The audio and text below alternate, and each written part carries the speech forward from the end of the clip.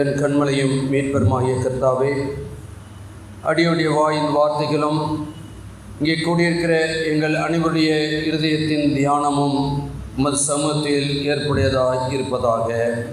ஆமென். கர்த்தருக்குள் பிரியமானவர்களே, கடவுளுடைய பெரிதான கிருபையினாலே இந்த தப காலத்துக்குள்ளாக நாம் கடந்து வர கர்த்தர் நமக்கு கிருபை பாராட்டியிருக்கின்றார். அதிலும் விசேஷமாய் கீழமாத்தூர் மக்கள் தூய திருத்துவ ஆலயத்திலே ஒருவேளை கடந்த புதன்கிழமை சாம்பல் புதன் ஆரம்பித்து வரக்கூடிய ஒவ்வொரு புதன்கிழமையும் மாலை வேளையிலே கர்த்தருடைய திருச்சமத்திலே நாம் அமர்ந்து நாம் தியானிக்கவும் திருவிருந்திலே பங்கு கொள்ளவும் கர்த்தர் நம்மை அழைத்திருக்கின்றார்.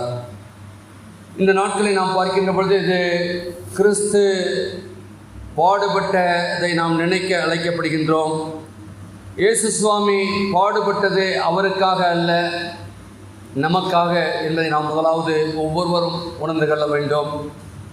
அவர் எந்த பாவமும் செய்யவில்லை, பாவம் அறியாத அவர் நமக்காக பாவமாக்கப்பட்டார்.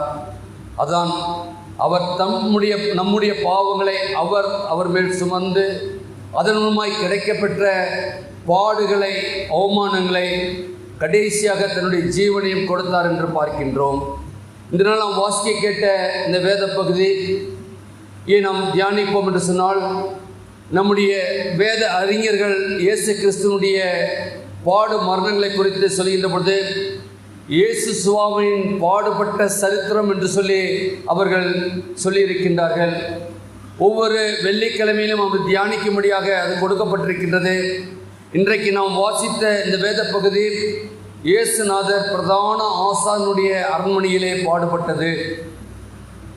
ஆண்டவராகிய இயேசு கிறிஸ்து பிரதான ஆசானுடைய அரண்மனையிலே பாடுபட்டதை தான் நாம் இப்பொழுது வாசிக்க கேட்டோம். அதான் யோவான் 18ஆம் அதிகாரம் 13-27 வசனங்களில் இருக்கிறது.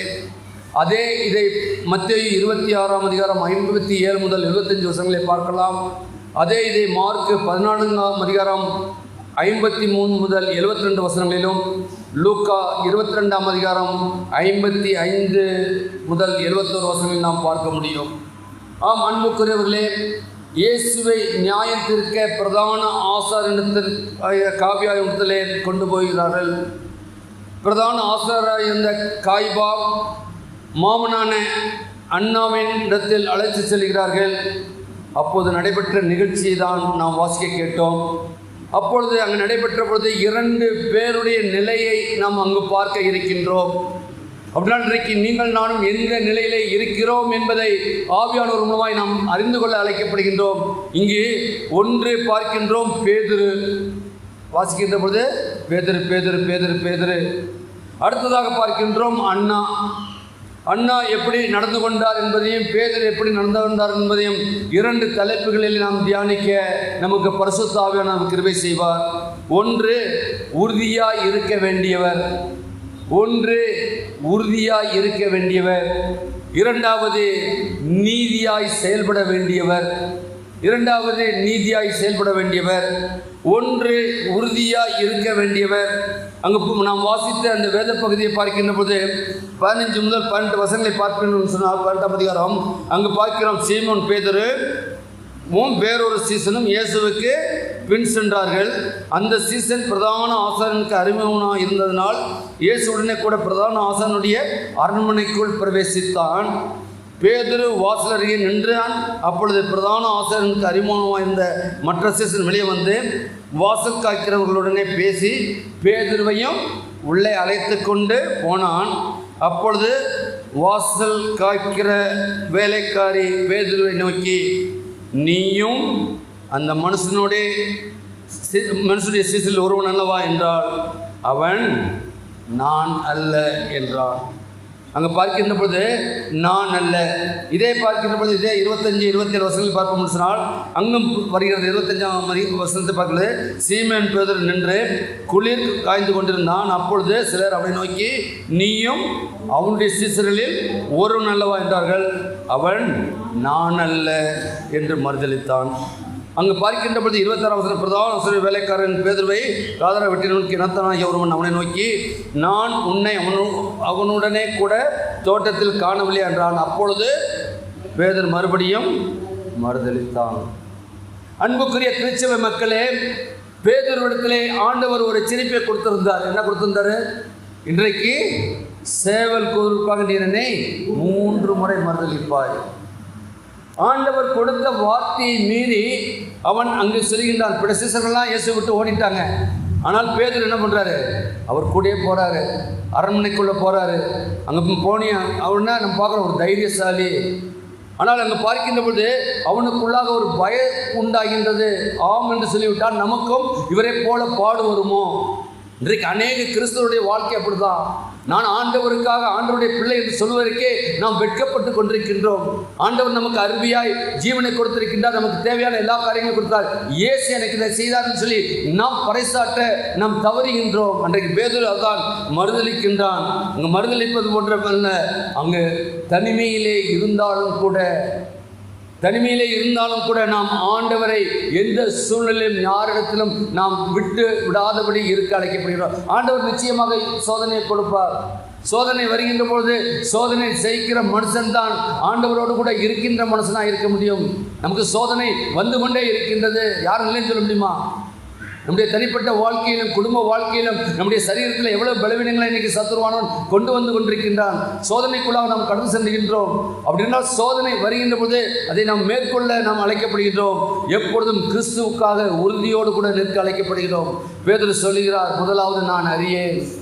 இரண்டாவதாக சொல்லுகின்றார், ஆணையிட்டு சொன்னார் என்று அங்கு பார்க்கிறோம். மத்தேயு 26:72 பார்த்தா அவர் ஆணையிட்டு சொல்கிறார். மத்தேயு 26:72 பார்க்க முடியும் சொன்னால் அங்கு எல்லா வசதிகளையும் ஒரு 26-27 சொல்கின்ற போது அங்கு அவர் ஆண்டவரை குறித்து சொல்கின்ற போது சொல்லாமல் 26-72 பாருங்க. அவனோ அந்த மனுஷனை நான் அறியேன் என்று ஆணையிட்டு மறுபடியும் முடித்தான். பாருங்க, அங்கே நிச்சயமாக தெரியாது. ஆணைங்கிறது எனக்கு தெரியவே தெரியாதுன்னு ஒரு மறுதலிக்கின்ற சூழ்நிலை. மூன்றாவதாக பார்க்கிற போது அங்கே மார்க்கு 17ஆம் அதிகாரம் 21 பார்த்தீங்கன்னா சத்தியம் பண்ணி சபித்து, ஆண்டவரை சபித்து சத்தியம் பண்ணி மறுதலிக்கின்றான். அன்புக்குரிய திருச்சபை மக்களே, ஆண்டவரோடு கூட இருந்த சீசன் தான், ஆண்டவருடைய மார்பிலை சாய்ந்த சீசன் தான். ஆண்டவர் தன்னுடைய மரணத்தை குறித்து சொன்னபொழுது உமக்கு இதெல்லாம் நேரிடக்கூடாது என்று சொன்ன சீசன் தான். அங்கே பார்க்கின்ற போது அங்கே யோவான் 6ஆம் அதிகாரம் 68-59 பார்க்க முன்னால் அங்கே ஆண்டவரே காவலிலும் சாவிலும் உம்மை பின்பற்றி வர ஆயத்தமாயிருக்கிறேன். என்ன சொல்றான்? ஆண்டவரே காவலிலும் சாவிலும் நான் உம்மை பின்பற்றி வர இருக்கின்றேன். சொன்னது யாரு? பேதுரு.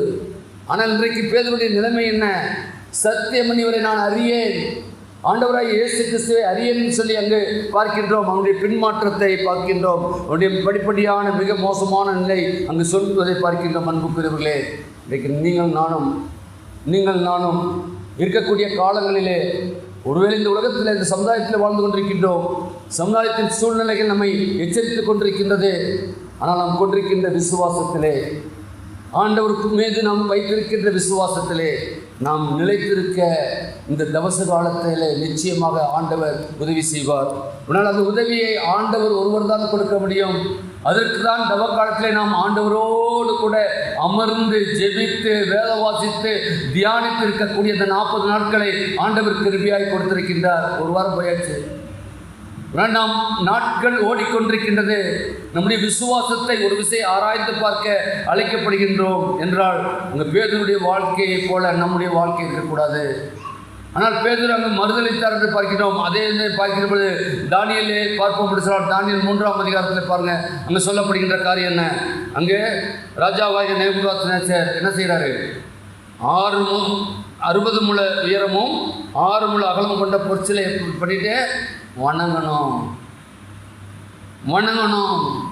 அங்கே ஆணை அடிக்கின்றார். அங்கே பொற்சிலையை பணிந்து கொள்ள கடவீர்கள் சொல்லி அங்கே 5வது அங்கே சொல்லுகின்ற பொழுது அவர் சொல்லுகின்ற காரியம் அதான் இன்றைக்கு நம்முடைய விசுவாசமாக இருக்க வேண்டும். அங்கே 3ஆம் அதிகாரம் 14ஆம் வசனத்தில் சொல்லுகிற பொழுது அங்கே சொல்லுகின்றார் தானியேலே ராஜாவாகி தேவகாரத்தில் சொல்கிறார். என்ன சொல்கிறார்? நாங்கள் ஆராதிக்கிற எங்கள் தேவன் எங்களை தப்புவிக்க வல்லவராயிருக்கிறார். அவர் எரிகிற அக்கினி சூளைக்கும் ராஜாவாகிய உம்முடைய கைக்கும் நீங்களாக்கி விடுவார். எவ்வளவு தைரியம்! அடுத்த வசனம் இருக்கு. நம்மளுடைய விசுவாசம் என்னன்னா ஆண்டவர் கொடுப்பாரு. ஆனால் அடுத்த வசனம் சொல்றது, விடுவிக்காமல் போனாலும் நாங்கள் உம்முடைய தேவர்களுக்கு ஆராதனை செய்வதில்லை. நீ நிறுத்தின பொற்சிலையை பணிந்து கொள்வதில்லை என்கிறது ராஜாவாய் உமக்கு தெரிந்திருக்க கடவுது. தானியேலுடைய வாழ்க்கையை பாருங்க. தானியேலுடைய வாழ்க்கை இன்றைக்கு நம்முடைய வாழ்க்கையை மாற வேண்டும். இந்த தபக்காலம் என்பது ஏதோ சடங்காச்சாரமாய் எல்லாரும் இருக்காங்க. 40 நாள் நானும் உபவாசம் இருக்கிறேன், நானும் ஆலயத்துக்கு போகிறேன், நானும் வேதத்தை வாசிக்கிறேன் அல்ல. நம்முடைய இது வெளியிலே கிரியிலே வெளிப்பட வேண்டும். ராஜாவுக்கு சொல்கிறார், ராஜாவே உங்களுக்கு தெரிய கடவுது, நீர் என்ன பண்ணினாலும் கிடையாது. உடனே என்ன பண்ண, ராஜா கோபந்துச்சுல 7 மடங்கு அக்கினி போட்டு அங்கே போடுறாரு 3 பேர்த்தையும். என்ன நடந்தது? சாதராக் மேசாக் ஆபேத்நேகோவை எரிகிற அக்கினி சூளையிலே போடுவதற்காக அவர்களை கட்டி கொண்டு போய் தன் இராணுவத்தில் பலசாலியான புருஷர்களுக்கு கட்டளையிட்டார். கொண்டு போனவங்க என்னாச்சு? கட்டி கொண்டு போகிறாங்க. ஆனால் போடும்போது கட்டுனவங்களுக்கு ஒன்றும் ஆகலை. யார் தூக்கிட்டு போனாங்களோ அந்த அக்கினி அவர்களை பச்சித்தது என்று பார்க்கின்றோம். அங்கு மட்டுமல்ல, அங்கு சொல்கின்ற போது தேவனுடைய சாயலிலே ஒருவரை காண்கின்றார்கள். அன்புக்குரிய திருச்சபை மக்களே, நம்முடைய வாழ்க்கையிலும் பிரச்சனைகள் உண்டு, போராட்டங்கள் உண்டு. அன்றைக்கு தானியேலுடைய வாழ்க்கையில் ஏற்பட்ட அதே பிரச்சனைகள், அதே போல சூழ்நிலை 7 மடங்கு நம்முடைய வாழ்க்கையிலே முழுமையாய் நிர்மூலமாய் நிற்கின்ற சூழ்நிலை ஆண்டவர் நம்மோடு கூட செயல்படுகிறார். ஆமீன். அவர் முழுமையாய் செயல்படுகின்றார். அன்றைக்கு அவர்களோடு கூட இருந்தார் என்று சொன்னால் அவருடைய முடி ஒன்றும் கருகவில்லை என்று சொல்லி வேதம் சொல்கிறது. நினச்சி பாருங்க, இன்னைக்கு நம்ம அடுப்பில் இருக்க தீயில நம்ம முடிப்பட்டாச்ச கருகின வாசம், ஏன் முடி கருகுது பாரு. அன்புக்குரிய திருச்சபை மக்களை, நம்முடைய வாழ்க்கையிலே நாம் ஆராதிக்கின்ற தேவன் நம்மை தப்புவிக்க வல்லவராய் இருக்கிறார் என்ற இந்த விசுவாசத்திலே இந்த நாட்களை நாம் நிலைத்திருக்க அழைக்கப்படுகின்றோம். தபசு காலத்திலே நாம் உறுதியோடு இருக்க அழைக்கப்படுகின்றோம்.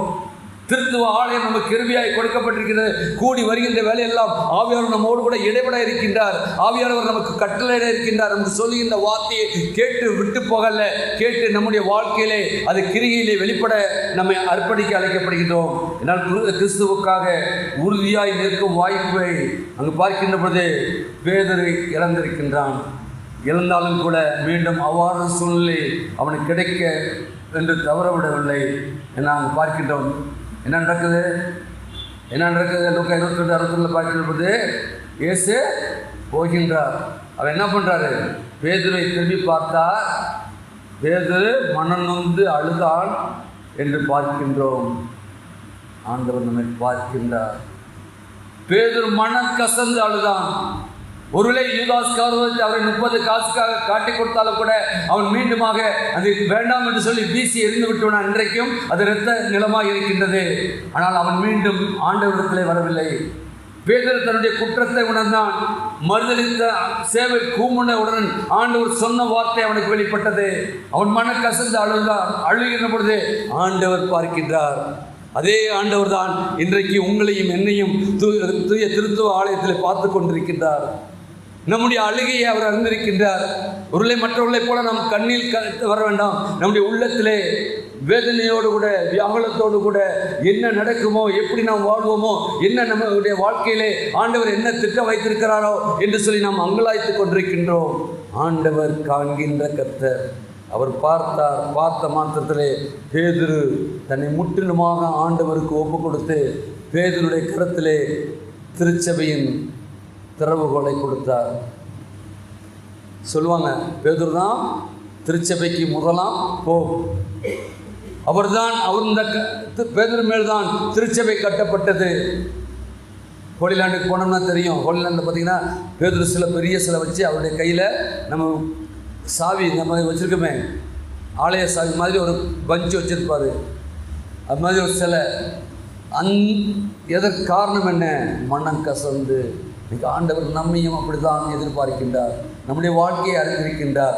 ஆண்டவரை நாம் மறுதளித்து வாழ அல்ல, மறுதளித்திருப்போம் என்று சொன்னால் இந்த நாளிலே திருவிருந்திலே பங்கு கொள்கிற பொழுது, ஆண்டவரே உடைய பரிசுத்த ரத்தம் என்னை பலப்படுத்தட்டும் அப்பா. பேதுருவை போல நான் மனம் கசந்து உம்முடைய பாதப்படியிலே நான் முழங்கால் படியிறேன்ப்பா.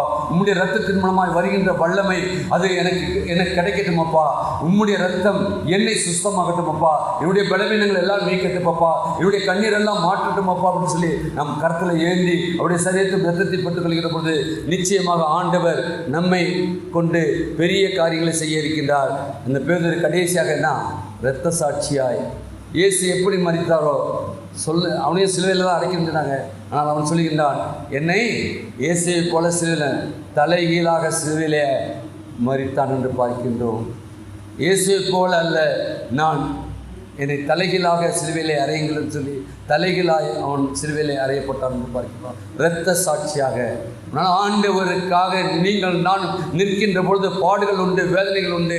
ஒருவேளை நாம் இரத்த சாட்சியாய் மறிக்க வேண்டும் என்று சொன்னாலும் அதற்கு நாம் நிற்க அழைக்கப்படுகின்றோம். ஆனால் எந்த சூழலும் ஆண்டவரை விட்டு விலகாதபடி மனதுருகி, ஆண்டவரே என்னுடைய வாழ்க்கையை உடைய கருத்தில் ஏற்படுத்திட்டு பேதுருடைய நிற்க வேண்டிய இடத்திலே இல்லாதபடி, உறுதியாக இருக்க வேண்டிய இடத்துல உறுதியாக இல்லாதபடி பேதுரு இருந்து, ஆனாலும் கூட கடைசியாக மன்னித்து, நீர் கர்த்தாவே உம்முடைய திருச்சபையின் இதாக நிறுத்தினீரே, இன்றைக்கு என்னையும் அப்படியாக மாற்றும் ஆண்டவரே சொல்லி நம்மை அர்ப்பணிப்போம். இரண்டாவதாக நீதியை செய்ய வேண்டியவர். நாம் வாசித்த யோவான் 18ஆம் அதிகாரத்தை எடுத்து வைத்துக் கொள்வோம். அங்கே பார்க்கின்ற போது அங்கே பாருங்கள், 19 முதல் 24 வசனத்தை பார்ப்போம்னா என்ன நடக்குது? பிரதான ஆசாரியன் இயேசுவின் இடத்தில் அவருடைய சீசரை குறித்து, போதகத்தை குறித்து விசாரித்தான். இயேசு அவனுக்கு பிரதித்துவமாக, நான் வெளிரங்கமாய் உலகத்திலுடனே பேசினேன், ஜெபாலயங்களையும் யூதர்கள் கூடி வருகிற தேவாலயத்திலும் எப்பொழுது உபதேசித்தேன். அந்தரங்கத்திலே நான் ஒன்றும் பேசவில்லை, எதுவும் பின்னால் பேசலை, எதையும் தெரிய மறைவாக பேசலை, எல்லாருக்கும் முன்பாக நான் பேசினேன் என்று சொல்லி தைரியமாய் ஆண்டவராக இயேசு கிறிஸ்து சொல்கிறார். சொல்லிட்டு என்ன சொல்கிறார்? நீர் என்னிடத்தில் விசாரிக்க வேண்டியது என்ன? அதான் சொல்ல வேண்டியதெல்லாம் சொல்லிட்டேன்னு. நீர் என்னிடத்தில் விசாரிக்க வேண்டியது என்ன? நான் சொன்னவைகளை கேட்டவர்களிடத்தில் விசாரியும், நான் பேசினவைகளை அவர்கள் அறிந்திருக்கிறார்களே. அன்புக்குரிய திருச்சபை மக்களே, ஆண்டவர் இன்றைக்கும் அதே வார்த்தையை தான் தூய திருத்துவ ஆலயத்தில் கீழே மாத்திரில் அமர்ந்திருக்கிற திருச்சபை மக்களிடத்தில் போய் கேள் என்று சொல்லி இன்றைக்கு அநேக மக்களை அனுப்ப இருக்கின்றார். நான் அல்ல, அவரிடத்திலே போய் கேள். நான் அவர்களை எவ்வளவாய் அவர்களுடைய ஜெபத்தை கேட்டு அவர்களுக்கு கிருபையாய் இறங்கி அவர்களுக்கு இம்மட்டுமாக ஜீவனை கொடுத்திருக்கின்றேனே, நீ போய் அவரிடத்தில் கேட்டு விசாரித்துக் கொள்ளும் என்று சொல்லி இன்றைக்கு அனுப்ப ஒரு ஜன கூட்டத்தை கர்த்தர் ஆயத்தப்படுத்திக் கொண்டிருக்கின்றார். அவர்களுக்கு நற்செய்தியை அறிவிக்க வேண்டிய காரியம் உங்களிடத்திலும் என்னிடத்திலும் கொடுக்கப்பட்டிருக்கின்றது. இது கிறிஸ்தவர்களாய் அல்ல, கிறிஸ்துவை வெளிப்படுத்துகின்றவர்களாய் இருக்க அழைக்கப்படுகிறோம். அப்பொழுது அங்கு பார்க்கிறோம், அவர் இப்படி சொன்ன பொழுது சமீப சேவலில் ஒருவன் பிரதான ஆசிரியருடைய இப்படியா உத்தரவு சொல்கிறார் என்று இயேசுவை ஒரு அறைந்தான் என்று பார்க்கின்றோம். அது மட்டுமல்ல, பின்பு அண்ணா என்பவனின் பிரதான ஆசாரியனாகிய காய்பாயமிடத்தில் அவரை கட்டுண்டவராக அனுப்பினான் என்று பார்க்கின்றோம்.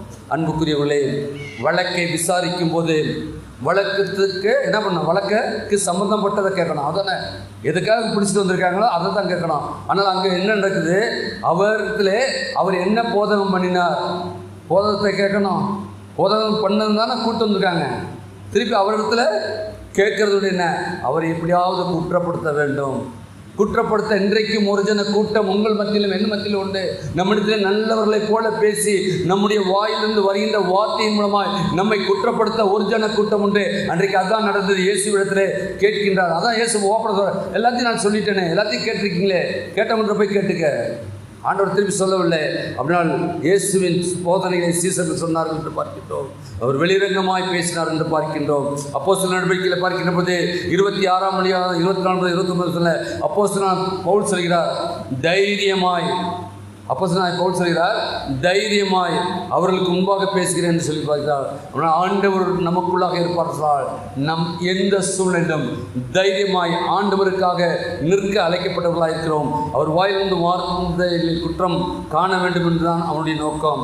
யோவான் 11ஆம் அதிகாரத்தில் பார்ப்போம் சொன்னால் 49-50 வசனங்களே, இயேசுவை கை செய்வதற்கு முன்பேயே இங்கே தான் விசாரணை நடக்குது. விசாரணை இங்கே தான் நடக்குது. விசாரணைக்கு அப்புறம் தான் தீர்ப்பு. அதான் எனக்கு உலக வழக்கம். தீர்ப்பு எழுதிட்டு யாரும் விசாரணை பண்ணுறது கிடையாது. ஆனால் நீங்கள் என்ன பண்ணுறாங்க, காய்பா நீங்கள் எடுத்த ஒரு வாசிக்கலாமே, யோவான் 11ஆம் அதிகாரம் 49-50. யோவான் 11:49-50.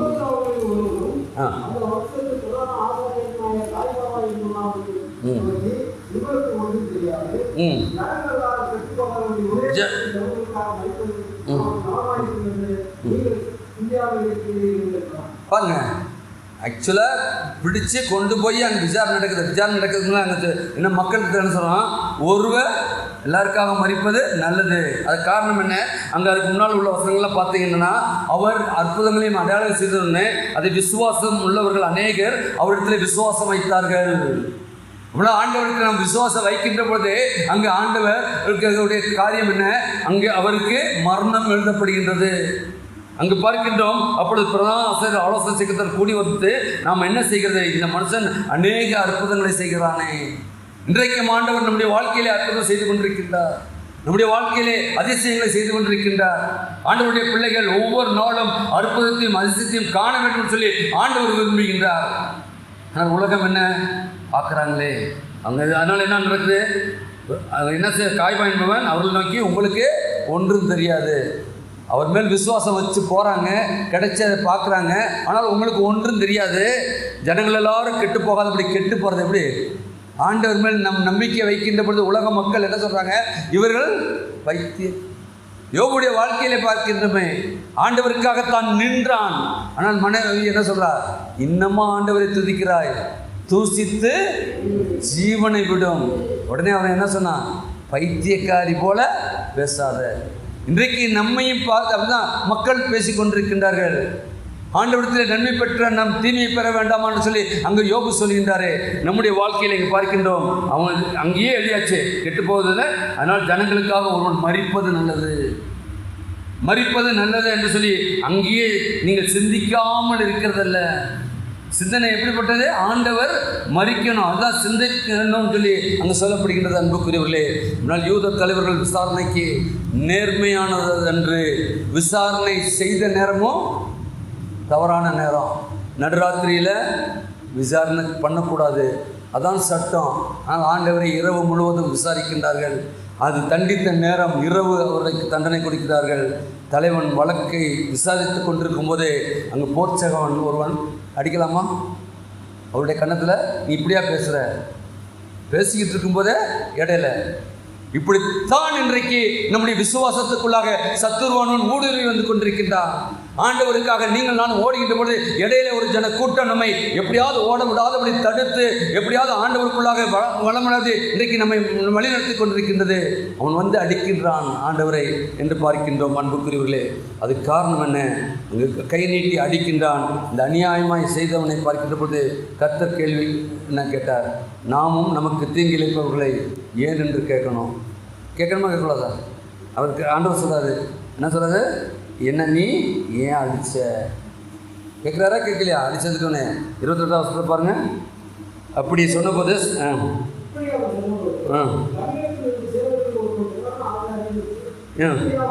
இப்படியா உத்தர் சொல்லுகிறாய் என்று அறிந்தான். உடனே இயேசு அவனை நோக்கி, நான் தகாத விதமாய் பேசினால் தகாததை ஒப்புவி, நான் தகுதியாக பேசினாய், ஏன் என்னை ஏன் அடிக்கிறாய், ஏன் அடிக்கிறாய்? இன்றைக்கு அன்புக்குரிய திருச்சபை மக்களே, இன்றைக்கு அநீதி நடந்து கொண்டிருக்கின்ற சூழ்நிலையிலே இன்றைக்கி நீங்களாம் என்ன பண்ணுறோம், ஒதுங்கி ஒதுங்கி போகிறோம். வருமா இல்லையா? நீதிக்காக நாம் நிற்பதில்லை. நமக்கு ஏன் அந்த வம்பு, நமக்கு ஏன் வம்பு? ஆனால் ஆண்டவர் சொல்கிறார், தீங்கி இளைவிப்புறம் ஏன் என்று கேட்பது நம்முடைய கடமை. ஆண்டவராய் இயேசு கிறிஸ்து அதைத்தான் நமக்கு இந்த நாளிலே கற்றுக் கொடுக்கின்றார். அவன் அநியாயமாய் அவன் செய்த காரியத்தை அங்கு அவர் தண்டிக்கின்றார் என்று பார்க்கின்றோம். எனவே பழி வாங்குவது நமது கடமை அல்ல, ஆனால் நாம் கேட்க வேண்டிய நேரத்தில் கேட்க வேண்டும். கேட்கின்ற ஒவ்வொரு வார்த்தையும் கேட்கிறவருடைய செவியிலே போக வேண்டும். நிச்சயமாக ஆண்டவர் அந்த வார்த்தையின் மூலமாய் அவர்களை தொடுவார். ஆண்டவருக்கென்று அவர்கள் எழுப்பி பிரகாசிப்பார்கள். எனவே இந்த சூழ்நிலையிலும் ஆண்டவர் நம்மோடு கூட இருக்கின்றார். மார்க் 14:63-66 பார்ப்போம் சொன்னால், அங்கே மத தலைவர்கள் நடந்து கொண்ட விதத்தை கவனியுங்கள். இயேசு இந்த பாடுகளுக்கு பொறுமையோடு சகித்தார். நாமும் நமக்கு வரும் பாடுகளை என்ன பண்ணோம்? பொறுமையோடு சகிக்கணும். பொறுமை இன்னைக்கு நான் பொறுமையோடு எந்த சூழ்நிலையும் ஆண்டவர் அழைத்திருக்கின்றார். எனவே எந்த சூழ்நிலையும் நாம் பொறுமையோடு கூட இருக்க அழைக்கப்படுகின்றோம். எனவே நம்முடைய நிலை ஏற்க வேண்டிய நேரங்களிலே நாம் என்ன பண்ணுறோம்? எதை கேட்கணுமோ அதை கேட்க மாட்டோம். ஏற்க வேண்டிய நேரங்களிலே மறுக்கிறோம், மறுக்க வேண்டிய நேரங்களிலே ஏற்கின்றோம். இதான் நாம் வாழ்ந்து கொண்டிருக்கின்ற சூழ்நிலை. ஆண்டவர் நமக்கு என்ன கொடுக்கிறாரோ, வரக்கூடிய நாட்களிலும் நாம் அநேக சத்தியங்களை கேட்க இருக்கின்றோம். ஒருவேளை நான் இங்கே ஐயாட்ட காலையில் சொல்லும்போது, ஐயா இங்கே பிரசங்கம் பண்ண சொன்னே சொல்லிட்டேன், ஐயா இங்கே நான் ஆண்டவருடைய பாடுபட்ட சரித்திரத்தை வந்து ஒவ்வொரு வாரமும் பண்ணிக்கிறேன். ஏன்னா ஐயா தெரியும் உங்களுக்கு, அங்கே என்ன பண்ணுறாரு? வெள்ளிக்கிழமை நதியை குறித்து பேசினார், மழை குறித்து பேசினார், மரத்தை குறித்து பேசினார், அப்புறம் பறவைகளை குறித்து, விலங்குகளை குறித்து பேசினார். இப்போ தாவரங்களை குறித்து ஒவ்வொரு வாரமும் தொடர் தியானம் பண்ணி கொண்டிருக்கின்றார். அவர்கிட்ட சொல்லிட்டேன், அங்கே நீங்கள் இப்போ பண்ணுறது மாதிரி நான் இங்கே இல்லை, நான் இங்கே ஆண்டவருடைய பாடுபட்ட காரியங்களை மக்களுக்கு இது பண்ணேன். சரிண்ணே, நீ காலையில் சொன்னபொழுது நான் இங்கே இருக்கும்போது தான் ஃபோன் பண்ணார். காலையில் வந்ததுக்கு அன்புக்குரியவர்களை நாம் ஜெபிக்க வேண்டிய காரியங்கள் அநேகம் உண்டு. நமக்கு விரோதமாய் சத்துருக்கள் கொடியேற்றி கொண்டிருக்கின்றார்கள். சத்துருவை முறியடிக்க தேவ வல்லமையும் தேவ பலமும் நமக்கு தேவை. எனவே நாம் எந்த சூழ்நிலும் எந்தெந்த காரியங்களை நாம் விட்டு விட வேண்டுமோ விட்டு பேதுருவை போல ஆண்டவருடைய திருச்சமத்தை நாம் வரவோம். ஒருவேளை அங்கு அவனுடைய காரியங்களை பார்க்கும்போது நீதி செய்ய வேண்டியவன், இன்றைக்கி நீதி செய்ய எங்கே இருக்குது? நீதி எப்போ நீதி செய்ய வேண்டியவர்கள் நீதி செய்து கொடுக்குறாங்களா? இல்லையே. அதுக்காக நாம் கவலைப்படுவோம். ஆண்டவர் அவர்களை பார்த்துக்கொள்வார். ஆண்டவர் அவர்களை பார்த்துக்கொள்வார். அவர்களுக்காக நாம் ஜெபிப்போம். எனவே நம்முடைய ஜெபம் இயேசுவே, உம்மை பிறர் முன் மறுதளிக்காமல் ஏற்கவும் பிறருக்கு எடுத்துக்கூறவும் எனக்கு கிருபை தாரும் என்று சொல்லி நாம் ஜெபிக்க வேண்டும். எந்த சூழ்நிலையிலும் ஆண்டவரை நாம் மறுதளிக்காதபடி நாம் ஏற்றுக்கொண்ட பிறருக்கு எடுத்துக்கூறவும் நாம் இருக்க அழைக்கப்படுகின்றோம். அன்புக்குரியவர்களே, அப்படிப்பட்ட ஒரு வாழ்க்கையை நமக்கு கொடுக்க கர்த்தர் சித்தமுள்ளவராக இருக்கின்றார். இன்றைக்கி ஆண்டவருடைய பிரதான இதில் பார்க்கிற போது பிரதான ஆசானுடைய அரண்மனையிலே நடைபெற்ற காரியத்தை நாம் பார்த்திருக்கின்றோம். நாமும் நம்மை ஒரு விஷயம் ஆராய்ந்து பார்த்து, ஆண்டவரே உம்முடைய திருப்பந்தியிலே நான் பங்கு கொள்கிற போது என்னை நான் ஒரு விஷயம் ஆராய்ந்து பார்த்து நான் நீதியோடு நேர்மையோடு கூட வாழவும் பேதுருவை போல கர்த்தாவை ஒருவேளை என்னுடைய வாழ்க்கையிலே உண்மை மறுதளித்திருப்பேன் சொன்னால், இன்றைக்கு ஆண்டவரே உண்மை நோக்கி பார்க்கின்றேன், உம்முடைய கண்கள் என்னை நோக்கி பார்க்கின்றது. அந்த விசுவாசத்தோடு கூட உம்முடைய பந்தியிலே வருகிறேன்ப்பா. நீர் கர்த்தாவை எனக்காக நீ சிலுவையிலே சிந்தின இரத்தத்தின் மூலமாய் எனக்கு பலனை தாரும், ஆவியின் அபிஷேகத்தை தாரும் சொல்லி நம்ம அர்ப்பணிப்போம். அப்படிப்பட்ட ஒரு வாழ்க்கையை நீங்கள் நானும் வாழ பசுத்தாமே உங்களுக்கும் எனக்கும் கிருபை செய்வாராக. ஆமென். ஜெபம் செய்வோம். மகா கிருபையும் இரக்கமுள்ள கர்த்தாவே, இயேசு சுவாமியின் பாடுபட்ட சரித்திரத்தின் முதல் பாகத்தை இந்த நாளில் நாங்கள் பார்க்கும்படி நீர் எங்கள் கிருபை பாராட்டிக்கிறப்பா. கர்த்தாவே, பிரதான ஆசாருடைய அரண்மனையிலே நடைபெற்ற ஒரு நிகழ்வை கர்த்தாவை நாங்கள் நினைத்து பார்த்து கர்த்தாவே, அதனுமாய் கர்த்தாவே நீர் எங்களுக்கு கொடுத்த வார்த்தைகள் ஒவ்வொன்றும் ஜீவனுள்ள வார்த்தையாக இருக்கிறது என்று உணர்ந்து பார்த்து கர்த்தாவே எங்களை உடைய கருத்தில் அர்ப்பணிக்கின்றோம். வந்திருக்கிற ஒவ்வொருவரையும் பேராக குடும்பமாய் நீர் ஆசீர்வதிக்க வேண்டுமாய் நீர் பிரேசிக்கிறோம். நல்ல பிதாவே. ஆமென். ஆமென்.